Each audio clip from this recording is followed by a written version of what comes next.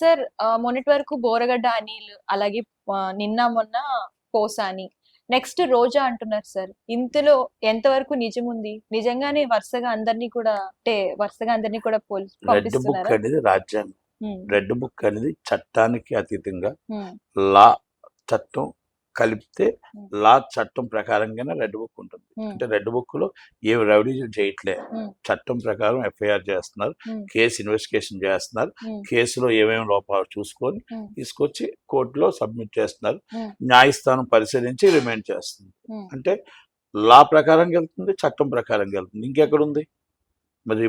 వీళ్ళ మధ్యలోనే ఇప్పుడు వైసీపీ వాళ్ళగా అరెస్ట్ చేసి వస్తున్న మధ్యలోనే బెయిల్ ఇవ్వట్లేదు కదా.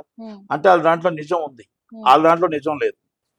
ఒకటి పోసాని కృష్ణమురళి గారిని అరెస్ట్ చేసిన, రోజా గారిని అరెస్ట్ చేసిన, లేకపోతే సో మెనీ పీపుల్స్ ఎవరు అరెస్ట్ చేసిన, సోషల్ మీడియాలో ఇష్టం వచ్చినట్టు మన అసభ్యకరంగా తిట్టడం, అసభ్యకరంగా మాట్లాడడం తప్పు. మళ్ళా నేను ఇంకోటి కూడా చెప్తాను, బండారు సత్యనారాయణమూర్తి గారు మాట్లాడిన మాటలు కూడా తప్పే. రోజా గారిని బండారు సత్యనారాయణమూర్తి గారి మాటలు కూడా తప్పే. దాన్ని ఎవరు సమర్థించుకుని రావట్లా. కనుక ఆయన మాట్లాడిన మాటలు కూడా తప్పే. ఎందుకంటే ఇండస్ట్రీలో మేము ఉన్నాం కాబట్టి మాకు తెలుసు.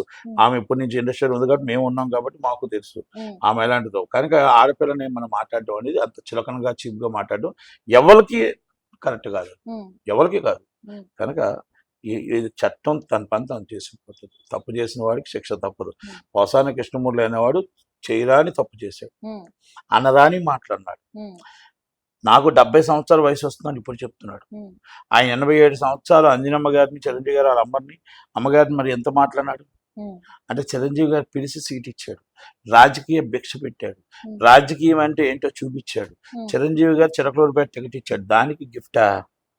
అంటే దానికా వీళ్ళ ఫ్యామిలీని తిట్టడం, ఆటలుగా వీళ్ళ ఫ్యామిలీ మొత్తం టోటల్ తమ్ముడి ఫ్యామిలీని తిట్టడం, ఆటలుగా చిన్న పిల్లలు నోర్లేని పిల్లల్ని తిట్టడం. అంటే ఎంత అసభ్యకరంగా మాట్లాడిన వాడికి ఏమంటారు? పొట్టగదులు లేకుండా పోతాడట. అన్నం పెట్టేవాడినే చెయ్యి నరికే వాడిని ఏమంటారు? అసభ్యకరంగా నోటిలోంచి మాటలు రాని వాడిని ఏమంటారు అనేది అది పోసాని కృష్ణమురళి అనే వాడి దగ్గర చూసుకోవాలి. ఇలాంటి వాడిని మన ఎవ్వరు కూడా క్షమించరాని తప్పు చేశాడు. అంటే నేనేదో ఎవరిని వెనకేసు రావట్లేదు. నీకు 70 సంవత్సరాల వయసు ఉన్నప్పుడు 87 సంవత్సరాల వయసున్న ఆమెను మాట్లాడొచ్చా? ఒక ఆడపిల్లని కన్నీరు పెట్టించుకొని ఆ పిల్లల్ని వాళ్ళని అసభ్యకరంగా మాట్లాడొచ్చా? సభ్య సమాజం సిగ్గుతో తలదించుకుంటుంది యూట్యూబ్లో చూస్తూ ఉంటే నువ్వు మాట్లాడిన మాటలకి. ఛీ, ఇలాంటి వాడు నా మంచిది, ఇంకా అరెస్ట్ కాదు ఉరేసేయాలి అంటున్నారు. అంటే అలాంటి తప్పులు చేస్తావు. నేనే తప్పు చేయలేదో మళ్ళీ బ్లాక్మెయిల్ చేస్తున్నావు. నేను ఆత్మహత్య శారాన్యం అని ఆత్మహత్య నువ్వు చేసుకుంటానంటే అంటే జడ్జి గారిని బెయిల్ ఇవ్వకపోతే ఆత్మహత్య చేసుకుంటావా? అంటే జడ్జి గారిని కూడా బెదిరిస్తున్నావా నువ్వు? అంతే ఇమీడియట్లీ ఇంకో కేసు రిజిస్టర్ చేయాలి. Registered is immediate case. ఎందుకంటే చట్టానికి న్యాయానికి లోబడి ఆయన ఇవ్వాలా వద్దా బెయిల్ అనేది ఆయన రిసెర్చ్ అధికారం. నువ్వు ఆయన బ్లాక్మెయిల్ చేయడానికి నీకు రైట్ లేదు. కనుక ఇవన్నీ అర్థం చేసుకో.